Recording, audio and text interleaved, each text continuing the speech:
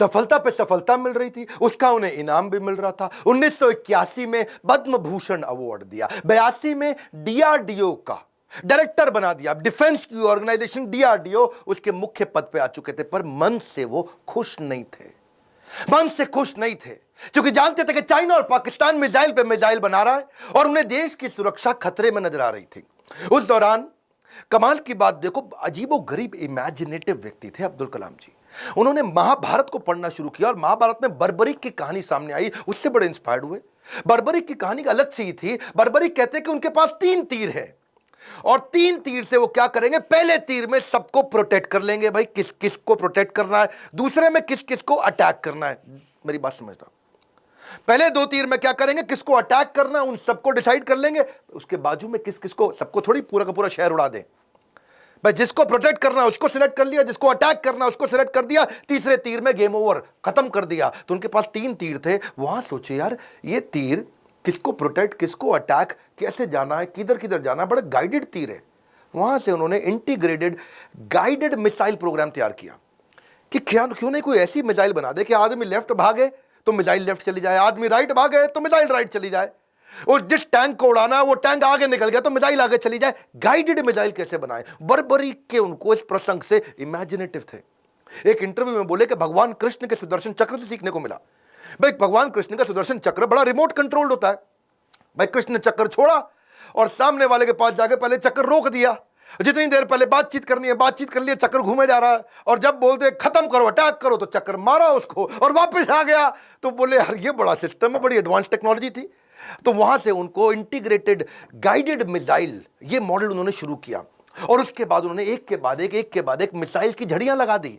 देखो, who dare to imagine the impossible are the ones who will break all human limitations. Imagination के बारे में वो हर college में लेक्चर दिया करते थे। 1985 में उन्होंने त्रिशूल नाम की मिसाइल लॉन्च करी, फिर उन्होंने पृथ्वी लॉन्च करी 1988 में। 89 में अब अग्नि के पीछे लगे हुए थे। उन्होंने आकाश भी कर दिया, नाग भी कर दिया, अग्नि नहीं होती थी उनसे, अग्नि में बार बार फेल हो रहे थे। अग्नि मिसाइल ये बड़ी इंपॉर्टेंट प्रोजेक्ट था, लेकिन देश भर में अब लोगों ने क्वेश्चन करना शुरू कर दिया।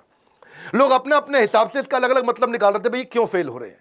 अमूल ने तो वहां पे एक ऐड लगा दी और अमूल कहता है जी अग्नि मिसाइल के अंदर तुम्हारा पेट्रोल कम पड़ जाता तो अमूल का बटर डाल लो। लोगों ने मजाक बनाना शुरू कर दिया और बार बार लोगों के सवालों के कारण ये बहुत सीरियस थे। और उसी 89 के एंड आने से पहले पहले इन्होंने अग्नि को भी सफल बना दिया। बार बार असफल होने पर भी उत्साह न खोना ही सबसे बड़ी सफलता है। बाकी सारे शक्तिशाली देशों को वो देख रहे थे, वो मिसाइल लॉन्च कर रहे थे, दूसरे महाद्वीप पे कैसे अटैक कर सके, इंडिया से मिसाइल छोड़े यूरोप तक पहुंच सके, अमेरिका तक पहुंच सके, दूसरे महाद्वीप तक पहुंच सके। सब लोगों ने बड़ी तैयारी करी। इन्होंने 89 में अग्नि को जब लॉन्च किया तो रशिया, यूएस, चाइना, फ्रांस और यूके के बाद भारत 6ठा देश था जिसने इतने पावरफुल मिसाइल्स बनाए। मेरी बात समझिए, दुनिया भर के 250 देशों को पीछे करके अब्दुल कलाम थे जिन्होंने भारत को 6ठे रैंक पर लाके खड़ा किया। हाँ, ये कहते थे मिसाइल यूज नहीं करना है, लेकिन विराट रूप तो दिखाना है ना अपना। 10वें अध्याय के बाद जब भगवान कृष्ण ने देखा कि अर्जुन उबासी ले रहा, अर्जुन सीरियस नहीं ले रहा, तो मैं विराट रूप दिखाऊं। और जब कृष्ण ने विराट रूप दिखाया, कृष्ण ने मारा नहीं, किसी को विराट रूप दिखाया, अर्जुन एकदम लाइन पे आ गया, है बात समझ आ गई बात। इसीलिए कभी कभार बाजू का पाकिस्तान चाइना जब आंख दिखाए तो विराट रूप दिखा दो, थोड़ी मिसाइल छोड़ देंगे, विराट रूप दिखा दो, अपने आप लाइन पे आया है, समझ आ गया, वापस आ जाओ, सॉरी। तो ऐसा अब्दुल कलाम जी ने स्ट्रांग बनाया। उनकी मेहनत 1993 में और रंग लाई जब पीएसएलवी को भी उन्होंने सफल कर दिया। आज वही कलाम जी की देन है कि पीएसएलवी से हमने 10 रुपए किलोमीटर के कम खर्च पे भी मंगल तक सफर पूरा कर लिया जी। 2014 में हॉलीवुड की मूवी में जितना खर्चा था उससे कम के अंदर तो हमने मंगल का सफर कर लिया। 2017 में ये अब्दुल कलाम जी थे जिनके चलते 104 सैटेलाइट एक रॉकेट से लॉन्च किए। दुनिया में सबसे सस्ता अफोर्डेबल प्रोग्राम ये अब्दुल कलाम जी की देन थी। 1979 में वही कलाम थे, वही भारत था, कोई देश मदद नहीं कर रहा था। ये 1979 था। दुनिया भर के देश इंडिया के पास आए, भाई हमारा भेज दो यार, अपने रॉकेट में हमारा भी भेज दो। हमने यूएस की मदद करी, नीदरलैंड की करी, स्विट्जरलैंड की करी, इजराइल की करी, कजाकिस्तान की करी, यूएई की करी, और हमारे 100 मिलाकर के 104 सैटेलाइट एक साथ भेजे थे। यह अब्दुल कलाम जी की देन है। अच्छा वापस चलते हैं 93 के पीएसएलवी जब उन्होंने इसको सफल बनाया, उसी समय न्यूक्लियर पावर की बातचीत दुनिया भर में बहुत हो रही थी। इन्होंने देखा कि भाई अमेरिका धमकियां भी बहुत दे रहा था। अब बात यह है कि धमकियों से डरना पुरुषार्थ से बेईमानी है, और जो देश के लिए कुछ भी कर गुजरे वही सच्चा हिंदुस्तानी है। कलाम जी सच्चे हिंदुस्तानी थे। उन्होंने 3 तरकीबें अपनाई। पहली, जितने भी अपने साइंटिस्ट हैं उनको आर्मी की वर्दी में डाल दो, सैटेलाइट को समझ ही ना है कि भैया तो नॉर्मल आर्मी घूम रही है, ये कोई साइंटिस्ट थोड़ी है, ये तो नॉर्मल आर्मी है, पहला। दूसरा, जब भी ये कोई काम करेंगे उसी समय के बीच में करेंगे जब एक सैटेलाइट जाएगा और दूसरा आने वाला, उसके बीच में कर लेंगे। एक आएगा एक जाएगा, उसके बीच में कर लेंगे, एक आएगा एक जाएगा, उसके बीच में कर लेंगे। तो ये उतने ही टाइम में तैयारी करते थे। और तीसरा, काम खत्म होने के बाद जमीन को एकदम साफ सुथरा ऐसे सेट करते थे, जब सैटेलाइट आएगा पता ही नहीं चलता कुछ हुआ यहां पे, ओए आर्मी वाले आराम से घूम रहे हैं। अमेरिका को पता नहीं लगने दिया। 1992 से 97 लगातार उन्होंने काफी काम किए। आसपास के गांव और अन्य लोगों को कभी नहीं पता चला कि यहां हुआ क्या है, और यही मेहनत उनकी रंग लाई। 1998 में भारत ने ऑपरेशन शक्ति के नाम से परमाणु परीक्षण कर दिया, चुपचाप कर दिया। आज इन्हीं प्रयासों से भारत परमाणु समृद्ध बन पाया है।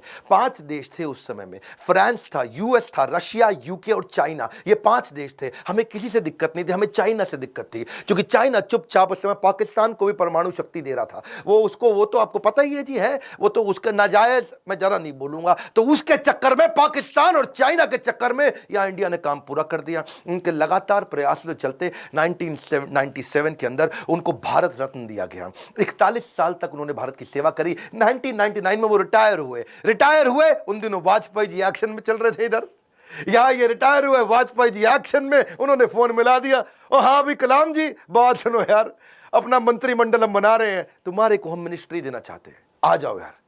तुम बुद्धिमान आदमी हो, विजनरी लीडर थे। वाजपेयी जी अपने आप में विजनरी थे। बोले अब्दुल कलाम को लूंगा तो बहुत अच्छा रहेगा, माइनॉरिटी भी हमारे साथ जुड़ेगी, बुद्धिमत्ता भी मिलेगी, इंटेलिजेंस भी बिल्ड होगा। अब्दुल कलाम जी को कन्विंस करने में लगे। कलाम जी बोले 1 दिन बाद बताऊंगा जी। 1 दिन बाद कलाम जी ने फोन कर दिया कि जी मैं अस्वीकार करना चाहता हूं, और मिल करके फिर जाके बोला कि मुझको एक नई पीढ़ी तैयार करनी है जो भारत को विश्व गुरु बना सके। एक नई पीढ़ी तैयार करने के लिए मैं कॉलेजेस में पढ़ाना चाहता हूं। अपनी टीचिंग के प्रोफेशन के लिए अन्नामलाई यूनिवर्सिटी तमिलनाडु साउथ वापस चले गए। अगली बार यहां तो सब ठीक हो गया। अब जब राष्ट्रपति बनने का समय आया 2002 में, कई लोगों का नाम आया, बहुत सी चीजें आगे पीछे हुई, और उन्हीं दिनों जब वो नाम आया तो फिर से यहां घंटी बजते रही इनके ऑफिस के अंदर, कलाम जी के। और जब ऑफिस में घंटी बजती रही, किसी को नहीं पता चला, तो किसी ने, इनके वाइस चांसलर ने इनके यूनिवर्सिटी में जाके भाग के कलाम जी को बोला, अरे कलाम जी आपके यहां प्रधानमंत्री जी का फोन आ रहा है बार बार। कलाम जी गए, उन्होंने फोन उठाया, तो नमस्कार, बातचीत शुरू हुई। तो वाजपेयी जी ने कहा, देखिए एक रिक्वेस्ट करूंगा, अब मना नहीं करना, पिछली बार आपने मना किया था, अब नहीं करना। तो कलाम जी ने पूछा, कहिए क्या रिक्वेस्ट है। वाजपेयी जी बोले, हम आपका नाम देश का राष्ट्रपति बनाने के लिए रिकमेंडेशन देना चाहते हैं, आप हाँ कर दीजिए।